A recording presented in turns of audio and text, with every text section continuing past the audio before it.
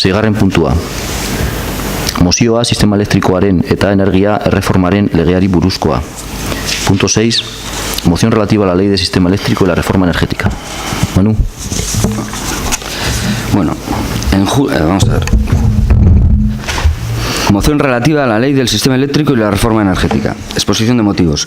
En julio de 2013, el Gobierno del Estado inició un proceso de profundos cambios normativos agrupados en la denominada reforma energética. Posteriormente, tanto el Ejecutivo Central como el Congreso aprobaron la ley del sector eléctrico que entró en vigor a finales del pasado mes de diciembre. No es aceptable que una reforma de la profundidad y alcance de esta, que modifica una ley vigente durante los últimos 16 años, se realice en apenas 4 meses sin transparencia ni una adecuada discusión con los agentes implicados. La reforma de la ley del sector eléctrico afecta directamente a las corporaciones locales en 3 cuestiones de gran importancia. En primer lugar, debido a que va a suponer una fuerte y nueva subida, ya lo ha hecho en más de un 60% en los últimos 5 años, del precio de la electricidad al aumentarse en término fijo de la misma. El coste de la electricidad siempre ha sido una parte relevante del presupuesto municipal, que además ahora se verá sujeto a periódicos ajustes, previsiblemente siempre al alza. Además, la reforma permitirá a las compañías eléctricas comercializadoras cortar el suministro eléctrico incluso para los servicios esenciales, bomberos, centros sanitarios, colegios, etc. En segundo lugar, esta subida de la factura afectará todavía más a los ciudadanos en situación económicamente vulnerable, agravando el problema de la pobreza energética, que se estima sufre ya un 10% de la población, y a lo que hoy ya muchos ayuntamientos tienen que hacer frente desde sus servicios sociales. Por último, va a tener un impacto negativo sobre la actividad económica del municipio, pues mantiene la moratoria en la construcción de nuevas plantas renovables, reduciendo la retribución en las existentes y bloqueando el autoconsumo, lo que supone la destrucción de empleos vinculados directa o indirectamente al sector, la pérdida de inversiones, la reducción de la recaudación asociada al desarrollo de nuevas instalaciones o el aumento de costes a pequeños comerciantes e industrias por el aumento de las tarifas. La reforma señala a las renovables como únicas responsables de la insostenibilidad económica del sistema eléctrico, sometido a una deuda creciente que el Gobierno central no está sabiendo resolver. Es nuevamente necesario señalar que las renovables pueden ser proveedoras de la mayor parte de la energía eléctrica que consumimos.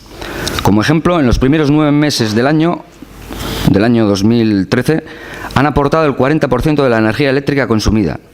Sin embargo, desde 2009 se aplican políticas de ahogamiento de las energías renovables en beneficio del carbón, el gas y la nuclear. La reforma profundiza en este sinsentido, manteniendo la moratoria de construcción de nuevas plantas, modificando a la baja las retribuciones para las plantas ya construidas y con diseño retributivo no predecible a futuro.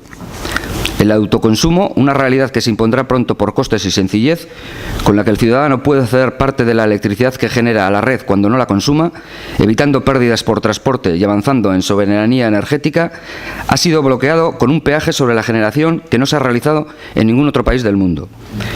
Como se ha señalado, las renovables vienen siendo una fuente de riqueza en nuestro país, generando cuantiosos ingresos para muchos ayuntamientos por la amplia dispersión territorial de muchas instalaciones de potencias relativamente bajas, en contraste con las grandes centrales de combustible fósil y nuclear.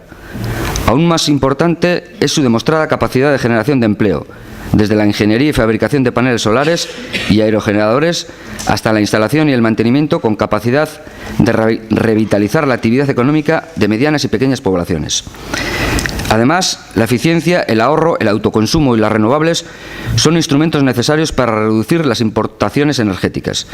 En un país con una altísima dependencia, un 80% cuando la media de la Unión Europea es del 50%, debería ser prioritario un cambio del modelo energético para protegernos del alza de los precios del petróleo y el gas. Las primas a las renovables son una compensación que retribuye los costes ambientales, sociales y de suministro que el resto de fuentes no internalizan, siendo análogas a otras cuantiosas primas o incentivos que reciben las energías convencionales más allá de su retribución de mercado. Las renovables, además, bajan el precio mayorista de la electricidad. El conjunto de medidas impulsadas y ya aprobadas pretende solucionar el déficit de tarifa, la deuda que el Estado tiene con las eléctricas, con el aumento de la recaudación mediante el crecimiento del consumo eléctrico y del precio que pagan los consumidores, sin entrar a resolver problemas regulatorios de fondo ni limitar beneficios caídos del cielo que reciben hace años nucleares e hidráulicas, cuya propiedad es de las grandes eléctricas. Ha modificado la estructura del recibo aumentando de la parte fija de la misma no asociada al consumo de energía y, por tanto, desincentivando el ahorro y la eficiencia en el consumo, suponiendo subidas de aproximadamente un 10% en un consumidor medio con una potencia contratada de 5 kilovatios. El anteproyecto de ley del sector eléctrico que ha sido aprobado entra en contradicción con avances hacia la sostenibilidad, en concreto con la Ley 8/2013 de rehabilitación y la actualización del Código Técnico de la Edificación, que ha elaborado el Ministerio de Fomento para reactivar la economía y crear empleo a través del autoconsumo, la eficiencia y la rehabilitación energética de edificios en cumplimiento de las directivas europeas de eficiencia energética. Con esta reforma eléctrica será en la práctica inviable. Con este conjunto de medidas no se impulsa la lucha contra el cambio climático desde el sector de la generación de electricidad, que en 2012 fue el que más contribuyó con un 23,5% del total a las emisiones de CO2. El último informe del panel gubernamental sobre cambio climático, hecho público en septiembre de 2013, confirma el aumento de las temperaturas y la reducción de precipitaciones y del agua disponible en los países del arco mediterráneo. Nuestro país será uno de los más afectados de Europa. Retrasar la reducción de emisiones nos colocará en una situación mucho más difícil en un futuro muy próximo. El Estado español, como el resto de los socios europeos, acordó en marzo de 2007 cumplir 3 objetivos para el año 2020. Reducir en un 20% las emisiones de gases de efecto invernadero con respecto a 1990. Mejorar en un 20% la eficiencia energética y alcanzar el 20% de energía primaria de origen renovable. La Comisión Europea ya ha manifestado su preocupación por la amenaza que supone la política eléctrica del Gobierno español en el cumplimiento de estos compromisos. Asimismo, hay que insistir en que esta reforma se ha preparado sin participación de los afectados, ni ciudadanos, ni administraciones afectadas, ni consumidores, ni empresas del sector, y con severas críticas tanto del órgano regulador, la Comisión Nacional de Energía, como de la Comisión Nacional del Mercado de la Competencia. Afortunadamente, esta realidad contrasta con la política desarrollada por el Ayuntamiento de Zalla en los últimos años. En este sentido, queremos recordar que tras realizar una auditoría lumínica y otra energética, la Corporación Local aprobó en septiembre de 2012 el Plan Energético Municipal, un programa de actuaciones que tiene como objetivo implantar un nuevo modelo de desarrollo energético basado en el ahorro económico, la sostenibilidad medioambiental, la mejora de la gestión y la explotación de las energías renovables. Posteriormente, en marzo de 2013, Zalla se convirtió en el primer municipio de Vizcaya en adherirse al convenio Caminando hacia el Pacto, como un paso intermedio al Pacto de Alcaldes, iniciativas que implican el compromiso de reducir las emisiones de CO2 y aumentar el ahorro energético y el uso de fuentes renovables. Con tal fin, se ha procedido a la renovación de alumbrado público con criterios de eficiencia energética y se ha implementado la telegestión del mismo. Además, entre otras medidas, se han reemplazado las viejas calderas de gasóleo del polideportivo por otras de gas natural. De igual modo, el equipo de gobierno local tiene previsto, entre otras acciones, renovar las calderas de la residencia de ancianos y la climatizadora del polideportivo, así como poner en marcha la telegestión y monitorización energética de varios edificios municipales. Por todo lo expuesto, elevamos al Pleno del Ayuntamiento de Zalla los siguientes acuerdos. Mostrar el rechazo a la ley del sector eléctrico que ha aprobado el Gobierno del Estado. Emplazar al Gobierno central a respetar los compromisos adquiridos en materia de reducción de emisiones de gases de efecto invernadero, impulso de las energías renovables y ahorro energético. Tercera, el Ayuntamiento de Zalla, a su vez, se compromete a seguir impulsando la eficiencia energética, el ahorro y las renovables en el ámbito de sus competencias. Josu. Bien, pero si no le enviamos eso a Rajoy, pues no, creo que no sirve para nada. O sea, que enviarle al Gobierno central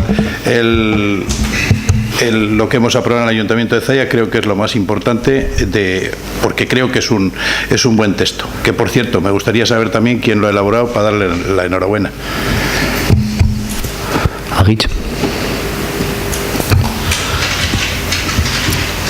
Estamos de acuerdo con la práctica totalidad del texto, pero bueno, o sea, se presenta un panorama que puede traer esta ley, y luego pues hay un párrafo que contrasta un poco y me parece un poco autocomplaciente y difícil de apoyar, puesto que las políticas en materia energética, para sacar una conclusión de su buen hacer o de si han sido realmente bien llevadas a cabo necesita cierto tiempo. Entonces me choca un poco este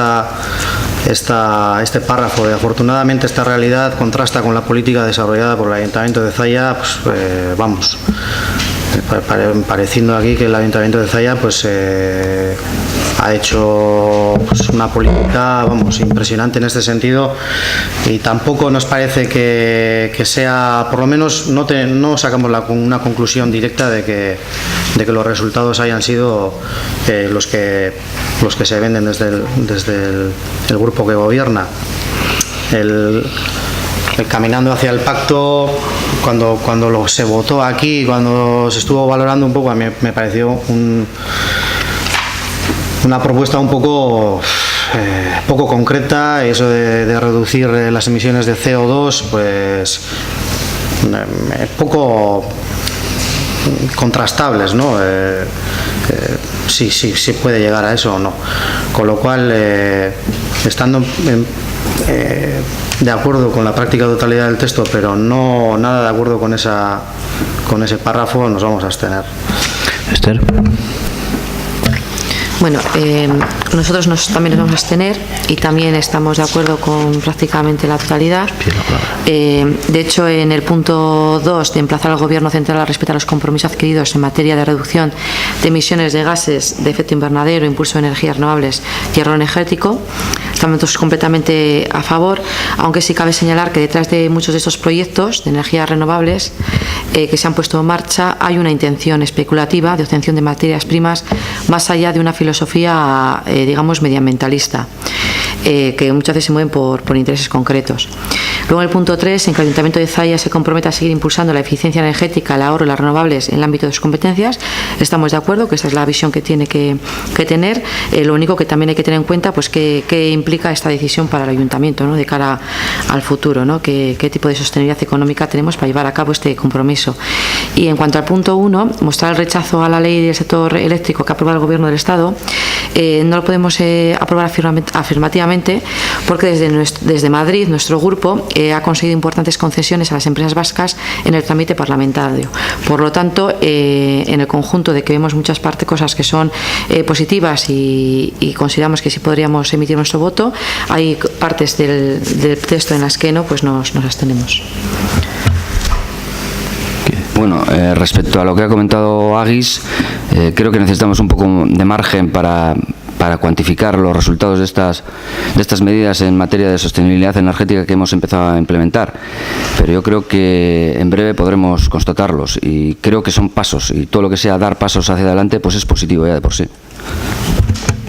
Vale, es que ricasco. Por tanto, votos a favor, votos en contra, abstenciones. Mil esker.